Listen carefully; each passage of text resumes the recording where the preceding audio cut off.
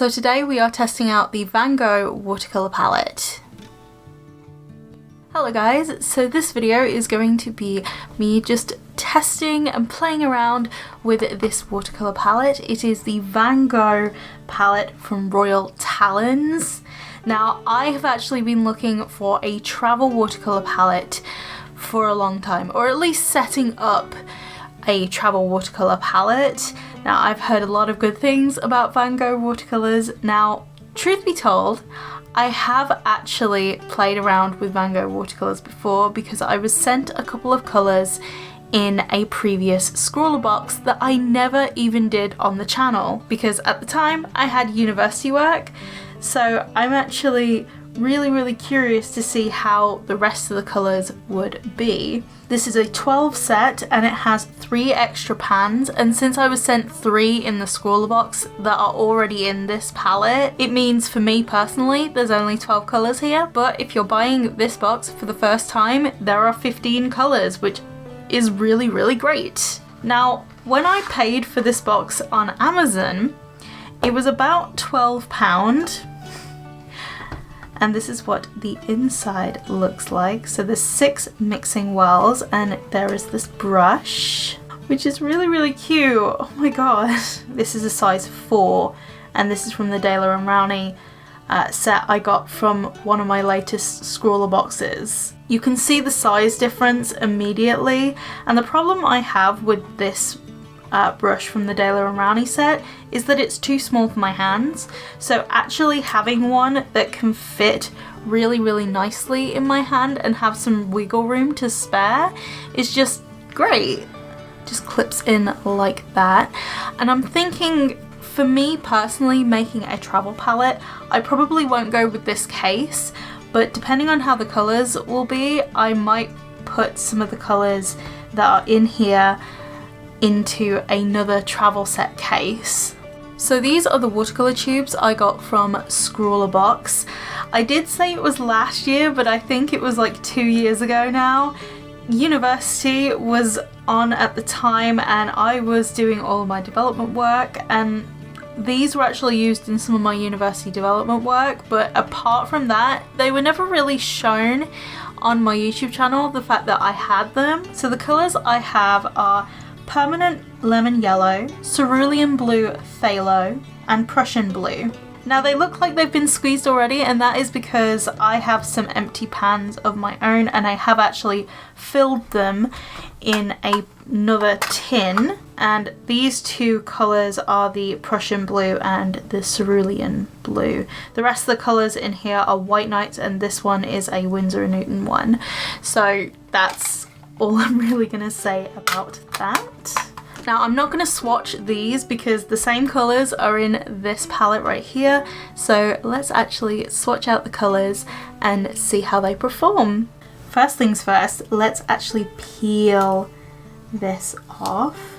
Oh, it's kind of sticky. Oh, it's left residue in some of the pans. We'll clean that off before we get started. The slow peel. Why is peeling things just so satisfying?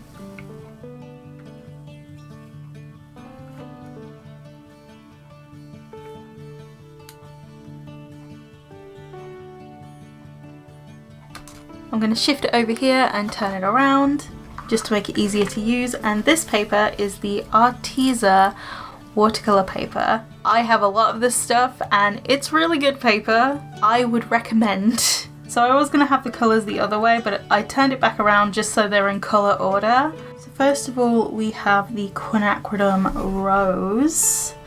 Ooh, that's a really pretty pink colour. Oh my god, I love that. Then we have the Prussian Blue. This colour I already have and it's so pretty. Oh my god, I love that.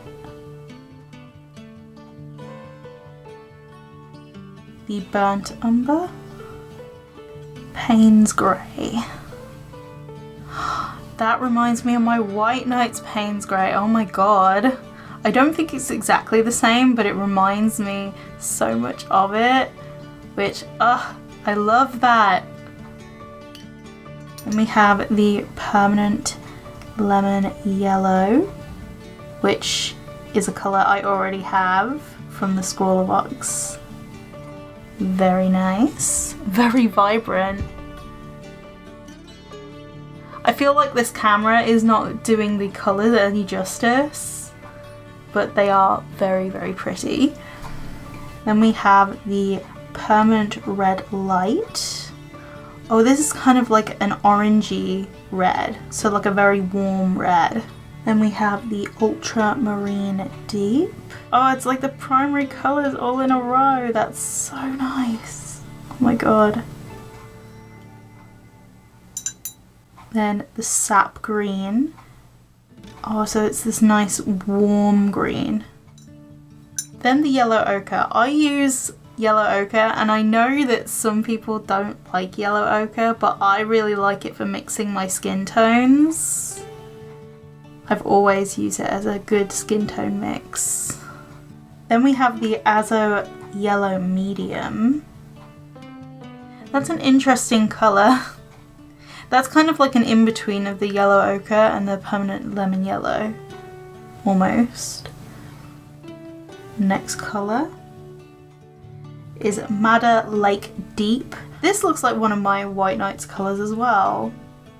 Well, at least it reminds me of one of my White Nights colours. Which is not a bad thing because my White Nights are my favourites in terms of watercolour, but because they're so big in terms of the pans, I can't really take them everywhere. Then we have the Cerulean Blue. Oh my god, that's so bright and beautiful. It's almost like I forgot that I already had that colour. Then we have Viridian Green. Just add a little bit more to that. I just hope the colours don't bleed together. Because every time I do swatches, that always ends up happening. We have the Burnt Sienna.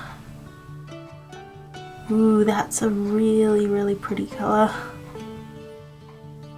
The end of the brush fell in my messy water jar and I can't get it out. I need my tweezers. Hang on. Okay, so just looking at the colours, they are beautiful. The thing that really lets the side down, even though I like the brush in terms of the size, just the fact that this fell apart in my water jar says everything. And I'm going to be using a different brush or smaller water jars when it comes to this brush in particular. Let's now do some artwork with this palette.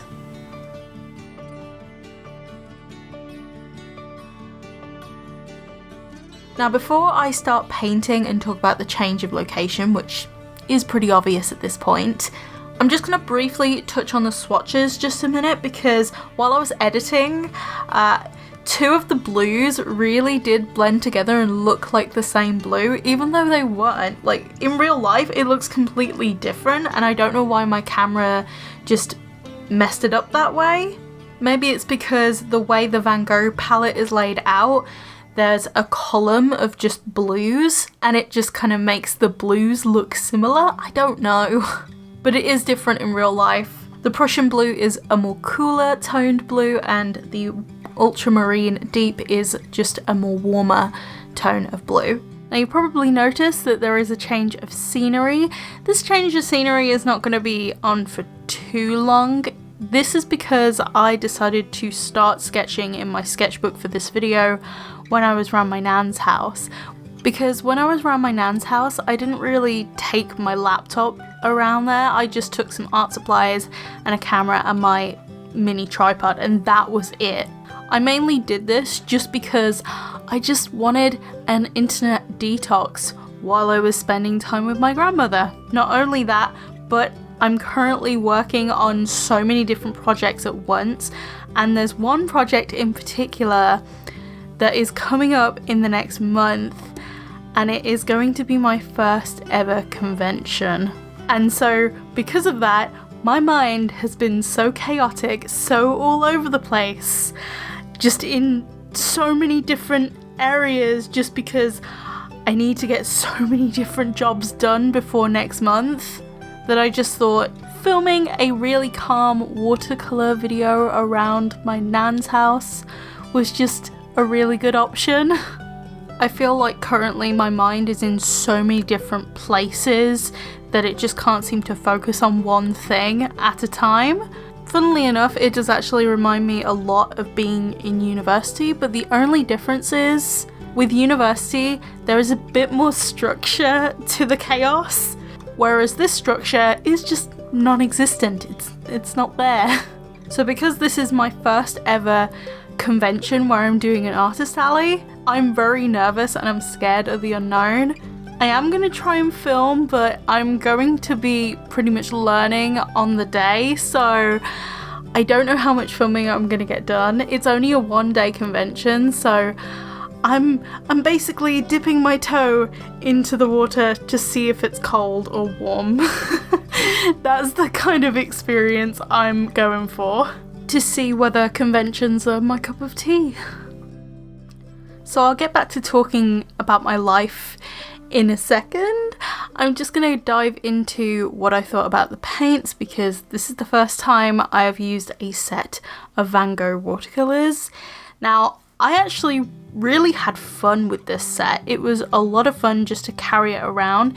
I did feel like it took a lot longer to get used to these watercolours than normal, but it definitely was by no means bad. But it's just, I thought that every single layer I put down of this paint would layer really weirdly or become like muddy and strip part of the layer below, and each layer of paint would take forever to dry. I don't know what I was doing wrong, because I used it in my normal sketchbook, so as soon as I started seeing this problem, I was like, okay, I'll finish this one in this sketchbook and then go on to the next one, which is the next illustration you will see. And I did it in a Moleskine sketchbook, like a proper watercolour paper. And no, it was still kind of having the same issue, but it was acting at least a little bit better in the Moleskine sketchbook. So I did actually fix the brush that came with this set, and I ended up really loving it. To fix the paintbrush, all I did was I put a little strip of tape on the part that goes inside the main part of the barrel. What this did was it just made it a little bit less loose so that the paintbrush couldn't come apart, because the issue wasn't the brush itself, it was just that the pieces were a little bit too loose for each other. So I just needed that little extra layer just to help the brush perform at its true potential. I definitely found that there are some colours that worked better than others, but these paints were a lot of fun to mix. I enjoyed just mixing all of the colours together and just doing so many swatches in my sketchbook. I think after I turned off the camera for this piece, I literally just filled the entire left page with just swatches of different mixes of colours, because I could. Another thing I found out about these paints is because of the whole lifting up the layers each time I was trying to paint a new one on top, is that these paints lift really easily. So say if you make a mistake, it's really great. And for that property, it really did remind me of my Kuretake Gansai Tambi paints, which I haven't used in years, and I feel like I need to use them again because they are just sitting in my watercolour drawer, just crying, use us, Zoe. And I want to use them. It's just my white knights are over there and they are my favourites. They are my babies. So, of course, I just drift towards my favourites. Habits are hard to break, okay? And that's why I'm trying to use more brands of watercolour at the moment, because that way I can actually make the most out of the things in my collection. With that being said, I could really do with doing a watercolour collection video, because I think there's part of me that doesn't realise just how much watercolour I have. I mean, I know I have a watercolour addiction problem, but I don't know to what extent it's at currently. Also, I have actually been requested to do a watercolour collection video, so if you would actually like to see that type of video, just comment down below. So the first drawing is of my character Loki. She has like the beautiful orange curls and it's what I wanted to do. I've been drawing a lot of like child Loki where she had like straight hair, so going back and just drawing Loki with her signature curls is just something that I really wanted to do. Now the second picture is of Nicholas and his dad Thomas. It is always said in my stories that Nicholas very much looks like his father, so I just wanted to do one of those half and half drawings just to get the creativity flowing again. Because I've been working on these various different projects, I haven't had time to actually just draw for myself. I really need to start making time for that so I don't lose my sanity along the way. I am 100% the type of person that just piles work up until I get overwhelmed and then I just crash and burn with not doing any of that work. I say yes to stuff, I start it, but I never finish it, and that has always been something about me ever since university, and I keep doing it. It's a habit and I really should stop. I will say my mind just went back and forth so many times on whether or not to do this convention, and it's weird to say that because it was actually one of my goals. If you watch my goals video that I did on the last day of 2018 heading into 2019, you'll already know that it was one of my goals. I said in that video that I actually did the background research on that convention way in advance of when I needed it. I got myself a couple of table partners for this event so they can help me understand selling at conventions. I already had so much work put into doing this convention, yet my mind was still yo-yoing a lot. I'm very much a worrier. I get paranoid quite a lot, and I think way in advance of things actually happening. As soon as something crops up, no matter if it's good or bad, my mind instantly goes to the worst case scenario.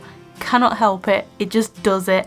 My parents get really irritated about my over paranoid nature, but it's just the way I am. You can really imagine what impact that has on my mental health, because it's just, there's a lot going on in my brain, just almost too much to comprehend. And I would call the format of my brain organized chaos. I think that just sums me up as a person, just in general. Organized chaos. There's some form of organization there, but it's not completely successful. It's like, I'd say about 70% successful most of the time. So something that is also on my mind, but I'm pushing it away at the moment, even though my excitement for it is just building and building, is Inktober. Inktober is coming up. And the reason why my mind is thinking so far in advance about this is because my convention is in the middle of September, and by then I should already have the prompt list, because Jake Parker, the creator of Inktober, releases the prompt list a week earlier than September 1st to people already on the mailing list that you can sign up for on his website, of which I am of that emailing list because I want to have those prompts early. So it means that I will get them the last week of August, which is not very far away at all. And this year will be my 5th consecutive year doing it, and I'm really excited for it, but at the same time I know for a fact that it's going to take up most of my time, so I'm going to try and not do any Inktober development until after my convention. But at the same time I also have other projects going on in the background, like the next Instagram Designs My Character video.